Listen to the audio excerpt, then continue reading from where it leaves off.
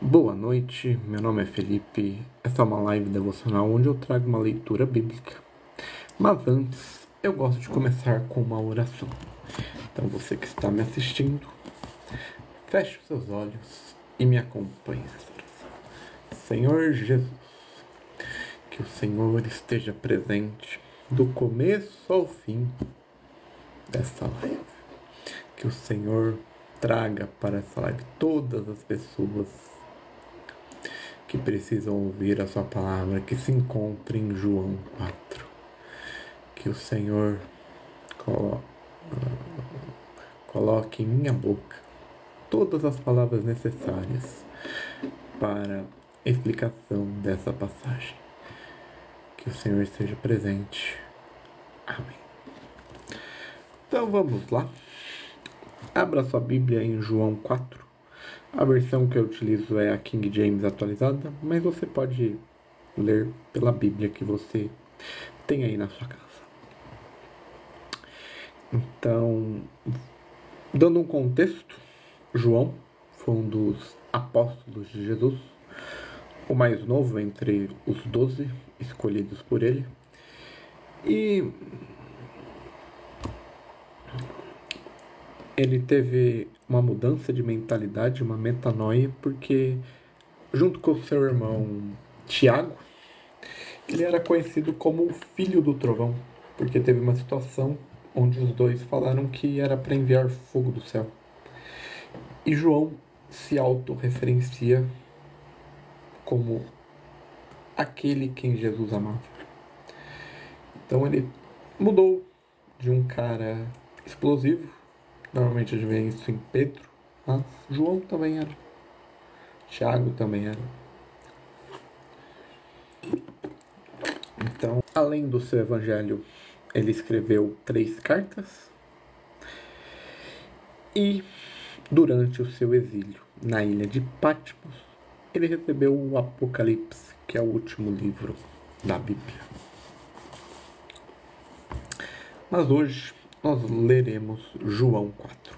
A samaritana encontra o Messias. Por isso, quando o Senhor soube que os fariseus ouviram que ele, Jesus, fazia e batizava mais discípulos que João, embora Jesus mesmo não batizasse, mas sim os seus discípulos, deixou a Judéia e partiu de vez para a Galiléia. Entretanto, era necessário atravessar por Samaria. Assim chegou a uma cidade de Samaria chamada Sicar, perto das terras de Jacó, que Jacó dera a seu filho José. Aqui a gente tem uma divisão para que naquela época Jerusalém, a Judéia era dividida em vários lugarzinhos e um desses era Samaria. E os samaritanos eles tinham uma rixa, uma briga com os judeus. Havia ali a fonte de Jacó. Jesus, todavia, cansado da viagem, sentou-se à beira do poço. Isso aconteceu por volta da hora sexta. Hora sexta, se eu não me engano, era meio-dia, porque é diferente. As horas naquela época era diferente do que hoje. Então tinha a hora sexta, que era meio-dia, hora nona, que é 3 da tarde, que é quando Jesus morre na cruz.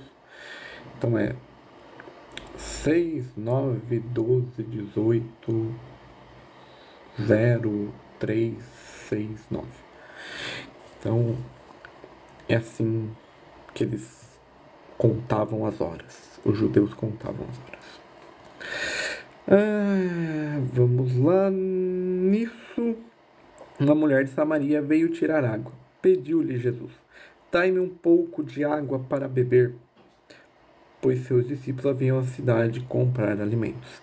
Então respondeu a mulher de Samaria: Como sendo tu, podes beber a mim, uma mulher samaritana? Como eu falei, pois os judeus não se relacionavam bem com os samaritanos. Jesus respondeu a ela: se conhecesse o dom de Deus, quem é o que te pede, dai-me de beber, e tu pedirás, e ele dará água viva. Indagou-se a mulher: Senhor, tu tens com que pegar água, e o poço é fundo. Onde tu podes conseguir essa água viva? Acaso tu és maior que o nosso pai Jacó, que nos deu o poço do que ele mesmo bebeu e assim seus filhos e seu gado? Jesus afirmou-lhe: quem beber dessa água, terá sede outra vez. Aquele, porém, que beber a água que eu lhe der, nunca mais terá sede. Ao contrário, a água que eu lhe der torna-se uma fonte de água jorrando para a vida eterna.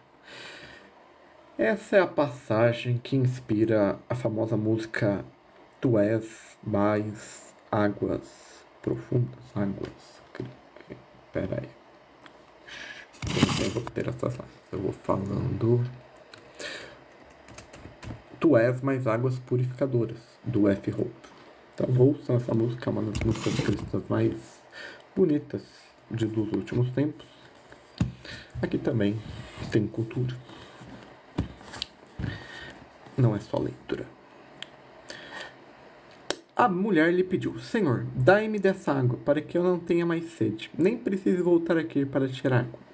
Pediu-lhe Jesus: vá chamar teu marido e volte aqui. Confessou a mulher: não tenho marido. Replicou Jesus: respondeu certamente ao dizer que não tens maridos, pois 5 maridos já tivestes, e esse homem quem tu agora vives não é teu marido. Quanto isto falaste a verdade. Reconheceu a mulher: Senhor, eu percebo que tu és um profeta. Nossos pais adoravam sobre este monte, mas vós judeus disseis que Jerusalém é o lugar onde deves adorar. Declarou Jesus à mulher: podes crer que está próxima a hora quando nem nesse monte, nem em Jerusalém adorais o Pai. Vós adorais o que não conheceis, nós adoramos o que conhecemos, porque a salvação vem dos judeus. Mas a hora está chegando, de fato já chegou, em que os verdadeiros adoradores adorarão o Pai em espírito e em verdade, pois são esses que o Pai procura para seus adoradores. Então aqui a gente tem uma advertência de Jesus, porque as pessoas naquela época ficavam muito presas: você só pode adorar Deus no monte. Você pode adorar Deus em Jerusalém. E não, Jesus veio para quebrar esse paradigma. Ele veio para que Deus fosse adorado em qualquer lugar. Adorado em verdade e espírito, porque Deus é espírito.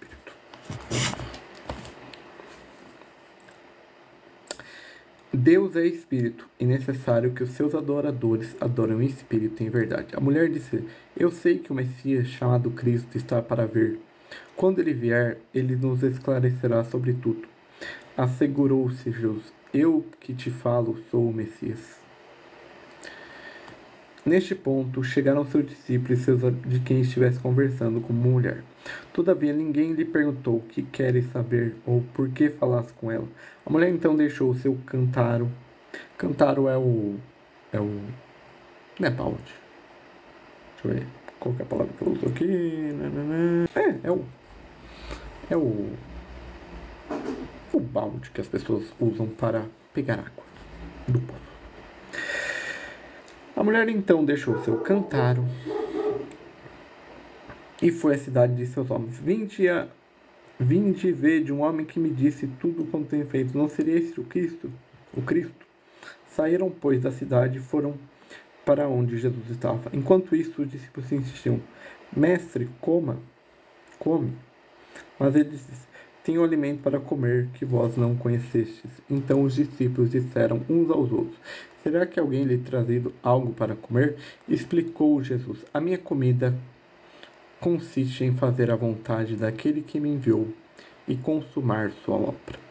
Não dissestes vós: ainda há 4 meses até a colheita? Eu, porém, vos afirmo: erguei os olhos e vede os campos, pois já estão branco para a colheita. Aquele que ceifa recebe o seu salário e colhe o fruto para a vida eterna. E assim se alegra junto ao semeador e o ceifeiro. Dessa forma é o verdadeiro ditado: um semeia e outro colhe. Eu vos enviei para ceifar o que não plantastes, o que realizaram o cultivo, e vos usufristes o labor deles. o Salvador do mundo. Muitos samaritanos daquela cidade creiam nele, e em virtude da palavra daquela mulher que testemunhara. Ele me disse tudo o quanto tenha feito.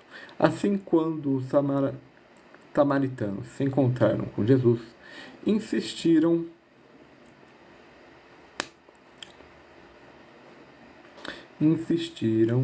em que se hospedassem com eles. E ele ficou 2 dias. E muitos outros creram por causa da sua palavra. Então disseram à mulher: agora cremos, não somente por causa de que tu falaste, mas porque nós mesmos ouvimos e sabemos que ele é verdadeiramente o Cristo, o Salvador do mundo. Jesus é bem recebido na Galileia. Depois daqueles 2 dias, ele partiu dali para a Galileia. O próprio Jesus havia testemunhado que um profeta não tinha honra em sua própria terra. Assim, quando chegou na Galileia, os galileus o receberam bem, porque viram todas as coisas que ele fazia em Jerusalém, por ocasião da festa a qual eles tinham comparecido. A cura do filho de um oficial. Então Jesus voltou para Caná, na Galileia, onde transformara água em vinho. E ali havia um oficial do rei, cujo filho estava doente em Cafarnaum. Quando ele ouviu de Jesus, havia chegado a Galileia, vindo da Judeia, dirigiu-se até ele e lhe implorou que descesse para curar seu filho, que estava pronto de morrer. Jesus disse: ao menos que vejais os sinais e maravilhas, nunca crereis. O oficial do rei disse assim: Senhor, desce antes que o meu menino morra. Antes que o meu menino morra. Assegurou-lhe Jesus: pode seguir, o teu filho vive. O homem acreditou na palavra e partiu. Enquanto estava descendo o caminho, e seus servos vieram ao seu encontro e lhe deram a notícia: teu filho vive. Então inquiriu deles a hora em que o menino havia melhorado, e disseram: ontem, à hora 7ª, a febre o deixou. Assim o pai reconheceu ser aquele que, na mesma hora em que Jesus dissera: o teu filho vive, e creu ele e todos que viviam em sua casa. Esse foi o segundo sinal realizado por Jesus depois que veio da Judéia para a Galileia. Então aqui nós terminamos a leitura de João 4. Agradeço a todos que entraram. Logo menos essa live estará disponível no YouTube. E amanhã, entre 7 e 8 horas, eu volto com mais uma leitura bíblica. Tchau, tchau e até amanhã. Tá.